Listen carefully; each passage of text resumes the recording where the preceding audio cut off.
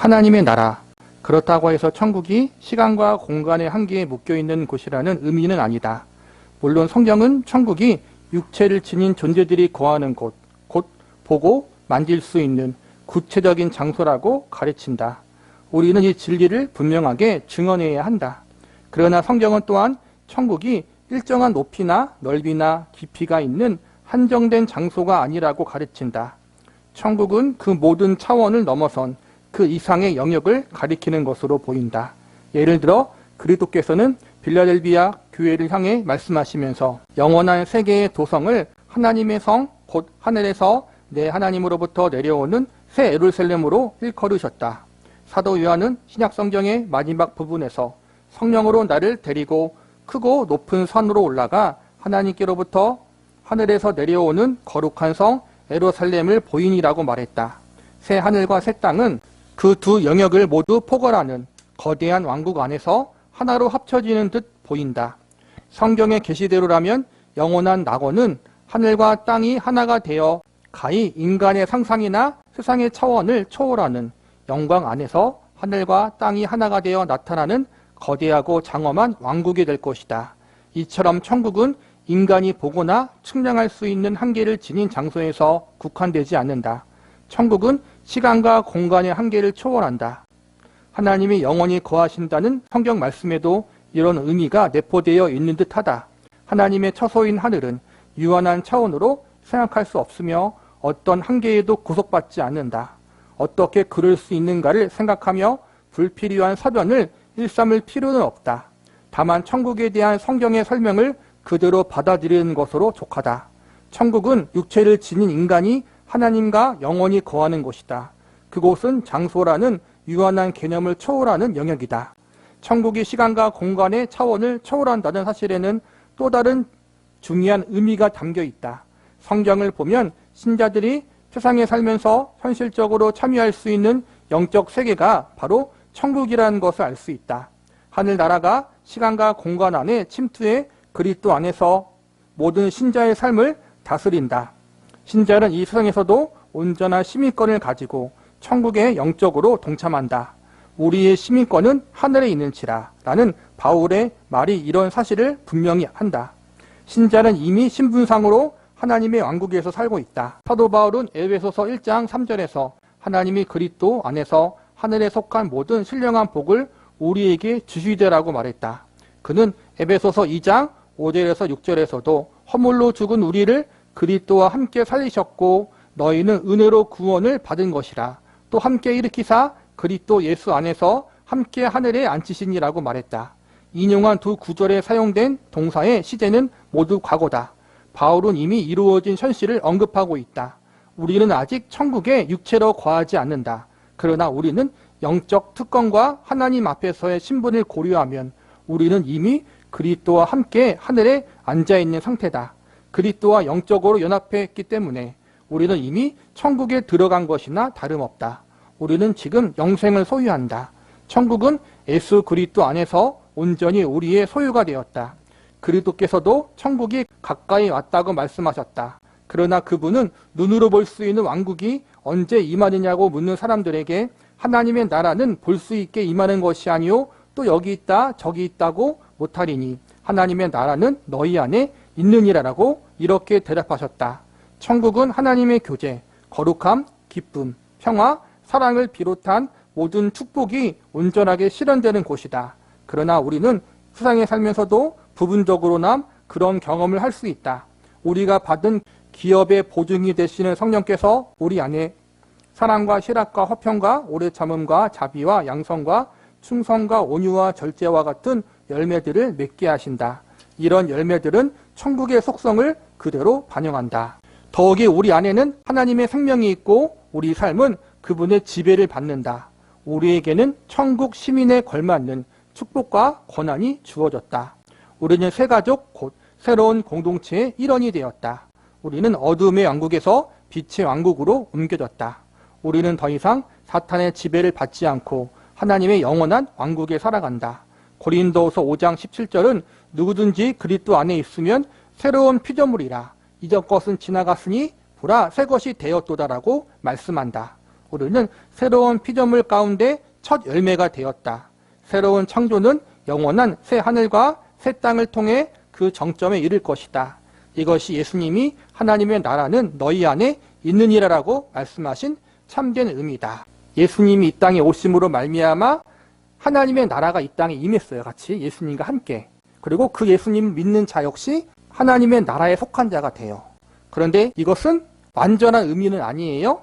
이미 예수님으로 말미암아 예수님을 믿는 자들에게는 천국의 시민권이 주어지고 영적으로 예수님과 함께 천국에 살아가는 건 맞지만 이것은 완성된 건 아니라는 거예요. 영적인 의미에서 예수님과 함께하고 영적인 의미에서 천국의 삶을 살아가는 건 맞지만 아직 완성되지 않았기 때문에 완성은 언제 되느냐면은 예수님이 다시 재림하실 때 완성된다라는 거예요. 우리는 예수님을 믿음으로 영적으로 천국의 시민으로서 살아갈 수 있고 천국의 기쁨을 미리 맛보며 살아갈 수 있지만 아직 그게 완성되지 않았기 때문에 이미와 아직 사이에서 우리가 고민하고 갈등하고 또 믿음의 고난도 겪으며 살아갈 수밖에 없다는 거예요. 지금은 영적으로 우리가 천국에 살아가는 천국의 백성이고 영적으로 예수님과 함께하지만 마지막 날 예수님이 재림하실 때는 영적으로가 아니라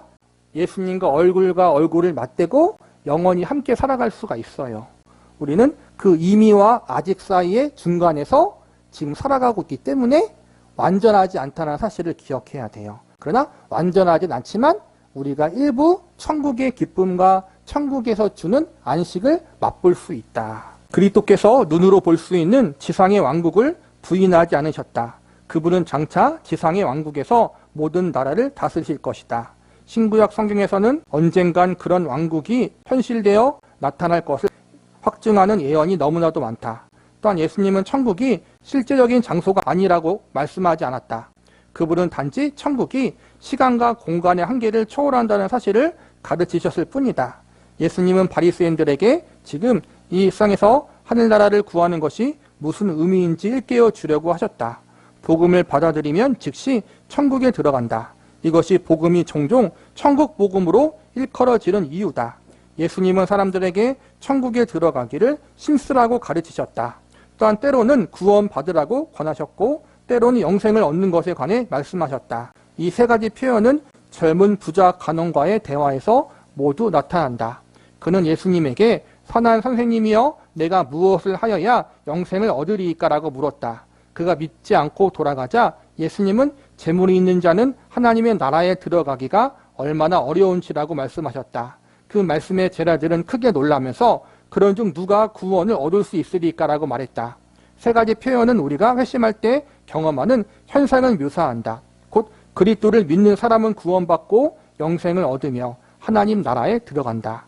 신자는 비록 육체로 천국에 거하지는 않지만 하나님의 권위 아래서 그분의 통치를 받는다. 그리스도의 통치가 영적 차원에서 신자들 모두에게 영향을 미친다. 우리는 아직 육체로 천국에 거하지는 않지만 우리의 영적 시민권은 이미 하늘에 있다. 따라서 우리는 하늘의 것을 찾아야 한다. 하나님의 나라가 아직 완성되지 않았어요. 예수님이 오셔야 돼요. 근데 그 전까지 우리는 어떻게 살아야 하는가? 이미 영적으로 하나님의 백성이고 영적으로 천국의 시민권자이기 때문에 시민권자다운 삶을 살아야 한다는 거예요. 하늘의 백성, 하나님의 자녀다운 삶을 이 땅에서 살아야 한다는 거예요. 그러려면은 여러 가지 믿음의 고난이 있고 믿음의 시련이 있어요. 이 땅에서 예수님을 믿기 위해서는 많은 고난을 당해야 돼요. 그러나 그것이 우리에게 헛되게 낭비되는 것이 아니라 궁극적으로 하나님의 나라가 온전히 이 땅에 임할 때 우리에게 상급이 되고 우리에게 아름다운 면류관으로 될 거라는 거예요. 이 땅에서의 천국을 소망하되 아직 그 천국이 완전하게 임하지 않았기 때문에 믿음으로 우리가 싸워 나가야 할 그러한 각오도 필요하다는 거예요. 그리고 때로는 우리가 이 땅에서 많은 불의를 보잖아요. 믿는 사람들이 고난당하고 선하게 사는 사람이 악하게 사는 사람들보다 더 어렵게 살고 사기치고 등쳐먹는 사람들이 더 잘 사는 것 같아요.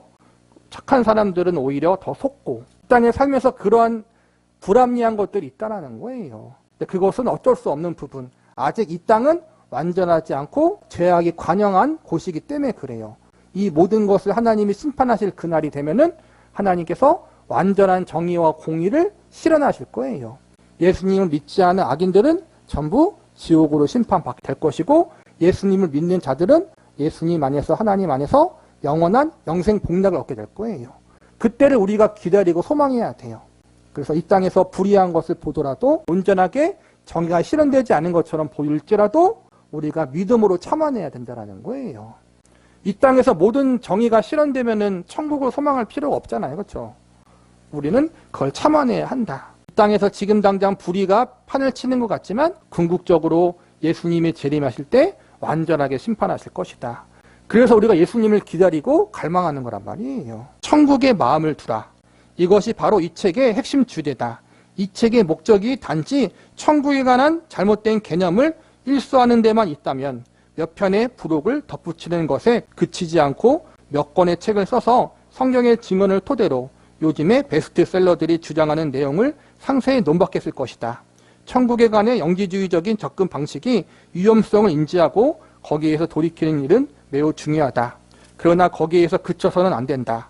천국에 관한 성경의 가르침을 옳게 이해해야 한다. 그리고 하나님의 나라를 추구했던 아브라함처럼 오직 천국만을 바라보고 그곳에 온 마음을 기울여야 한다. 그러기 위해서는 먼저 우리 마음의 속적인 생각을 깨끗이 몰아내야 한다. 이 세상에 집착하지 말고 영원한 천국을 바라보며 확실한 소망을 가지고 살아가야 한다. 속적이고 일시적인 것을 멀리하고 천국의 영광이요 중심이신 하나님만을 바라봐야 한다. 천국을 바라보며 사는 사람은 세상에서도 하나님이 의도하신 대로 충만한 삶을 살아갈 수 있다. 세상의 위로를 쫓는 이들은 땅에서 진정한 평화를 누리지 못한다. 청교도 신학자 리처드 백스터는 이렇게 말했다. 하늘을 향한 마음은 기쁨이 가득한 마음이다. 그런 마음이야말로 위로가 가득한 삶을 살아갈 수 있는 가장 확실한 길이다. 그런 마음이 없으면 위로도 없다. 불이 있는 곳에 있으면서 어찌 따뜻하지 않을 수 있고 햇빛을 받으면서 어찌 밝지 않을 수 있겠는가. 그러나 하늘의 마음을 두지 않는 신자는 얼음처럼 차갑고 평안이 없는 삶을 살 수밖에 없다. 오 신자들이여 위를 바라보자. 그리고 그곳이 이 아래보다 더 따사로운 곳임을 잊지 말자. 그의 말을 좀 더 들어보자. 하나님을 가장 영화롭게 하는 사람은 하늘의 마음을 둔 사람이다. 그렇지 않은 사람은 그분의 영광을 가리기 마련이다. 자식들이 누더기를 걸친 채 찌꺼기나 먹으며 거지들과 어울린다면 그것이 곧 아버지에게 큰 수치가 되지 않겠는가. 마찬가지로 우리가 하나님의 자녀임을 자처하면서 세상의 것들에만 관심을 기울이며 우리의 영혼의 복장이 벌거벗은 세상의 복장처럼 보잘것없고 또 항상 하나님 앞에 서서 그분을 섬겨야 할 우리가 흙과 먼지에 불과한 이 세상과 더 친근하게 어울린다면 하나님께 얼마나 큰 누가 되겠는가. 그리스도의 신부가 매일 그분의 내실을 마음대로 드나들 수 있고 또 들어가기만 하면 홀을 내밀어 주실 텐데 천박한 하녀와 노예들과 어울리는 것은 도무지 있을 수 없는 일이다. 천국을 사모하지 않은 신자는 무미하고 속된 삶을 살아갈 수밖에 없다. 그러나 은혜로우신 하나님은 다가올 세상의 기쁨을 맛보라고 하신다. 수속적인 것들에 매몰된 삶은 완악하고 왜곡된 마음에서 비롯된다. 그러나 하나님은 우리에게 천국을 보증하셨다. 그분은 우리에게 천국의 시민권을 허락하셨다. 우리는 이제부터 외인도 아니고 나그네도 아니요 오직 성도들과 동일한 시민이요 하늘의 권속이다. 천국의 영광을 아무 의미 없는 것처럼 무시해서는 곤란하다. 백스터는 천국에 우리의 마음을 둘 만큼 가치를 지닌 것은 아무것도 없다고 말했다. 우리의 시민권은 하늘에 있는지라 거기로부터 구원하는 자 곧 예수 그리스도를 기다리노니 그는 만물을 자기에게 복종하게 하실 수 있는 자의 역사로 우리의 낮은 몸을 자기의 영광의 몸의 형체와 같이 변하게 하시리라는 말씀보다 더 큰 해방감을 주는 성경 구절은 흔치 않다. 우리는 우리의 마음을 천국에 두어야 한다. 세상의 근심은 올무이자 죽음의 구덩이일 뿐이다. 예수님은 세상의 염려와 재물의 유혹과 기타 욕심이 들어와 말씀을 막아 결실하지 못하게 한다고 하셨다. 사도 요한도 세상에 있는 모든 것이 육신의 정욕과 안목의 정욕과 이생의 자랑이니 다 아버지께로부터 온 것이 아니요 세상의 것으로부터 온 것이라고 말했다. 천국을 소망하는 자는 땅에서 너무 욕심 부리지 말라는 거예요. 그러니까 우리는 살면서 사실 욕심을 부릴 때가 많이 있잖아요. 경제적인 문제, 또 건강의 문제, 믿음이 좋은 부모들은 다른 건 다 통과하는데 자녀 문제만큼은 사실은 마음대로 안 되는 것 같아요. 정말 본인은 거룩하게 살고 정말 믿음으로 바르게 살고 고난과 헌신과 순종하며 사는데 자식이 고생하고 자식이 안 되는 거는 못 봐요. 사실은 마음이 아프니까. 그래서 많은 신실한 사역자들이 자식 때문에 좀 사실 무너지는 것들 주변에서 보는 것 같아요. 자식들의 결혼 문제, 자식들의 살아가는 생활 문제, 거기서 많이 넘어지는 부분이 있는데, 그러니까 우리가 사실은 자유로울 수 없다라는 거예요. 사실. 나는 거룩하지만 자식들이 고생하는 거는 못 보는 게 부모의 마음이잖아요. 그렇죠? 근데 그런 것조차도 우리가 하나하나씩 기도하면서 주님, 제가 이러한 부분을 내려놓지 못하고 있습니다. 이러한 부분을 예수님 안에서 잘 믿음으로 내려놓을 수 있도록 하시고, 특별히 자녀 문제에 대해서 내가 하나님 앞에 내 자녀를 하나님께 맡길 수 있게 해주세요. 그렇게 우리가 끊임없이 기도해야 된다는 거예요. 쉽지 않아요. 이거는 쉬운 게 아닌 것 같아요. 이게 어려운 문제라는 거죠. 다른 것도 마찬가지예요. 그렇죠? 우리가 조금씩 모양과 종류는 다르지만 아직까지 이 땅의 거에서 놓지 못하는 부분들이 한두 개씩 다 있어요. 그런 부분들을 하나님 앞에 온전히 의탁하고 맡길 수 있도록 우리가 힘써야 된다는 거예요. 다른 사람이 그걸 놓지 못했다고 해서 우리가 정죄할 건 아닌 것 같아요. 나도 기도하고 그 놓지 못한 사람을 위해서 기도하면서 겸손히 하나님의 은혜를 구하는 것이 우리의 자세인 것 같아요. 일단 사도 바울은 우리가 그리스도의 마음을 가졌느니라라고 말했다. 우리는 없어지고 말상 것들이 아니라 천국의 영원한 영광의 마음을 두어야 한다. 우리는 하나님의 자녀로서 새 가족의 일원이 되었다. 갈라디아서 4장 26절은 위에 있는 예루살렘이 우리의 어머니라고 말씀한다.